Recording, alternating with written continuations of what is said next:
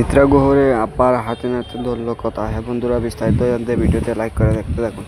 কথা সিজন আগামী এপিসোডে আমরা দেখতে পাবো যে রবীন্দ্রনাথ ঠাকুরের বছরের 5 দিনে সবাই সেখানে বুক রান্না করতে গেছে। তখন কথা গিয়ে বলে, আপনারা যদি কিছু মনে না করেন তাহলে এবারের বুকটা আমরা রান্না করতে পারি।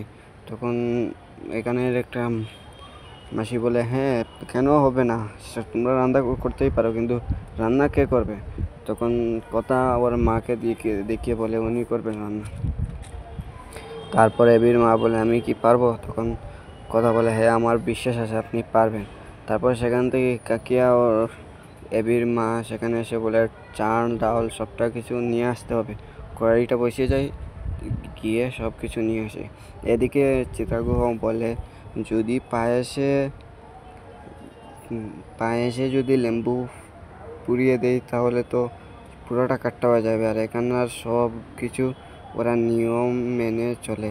আর যদি কাট্টা হয়ে যায় তাহলে তো গুরু মঙ্গল না, তাহলে তো গুরু মঙ্গল আজ তো ওরই হাতে হবে।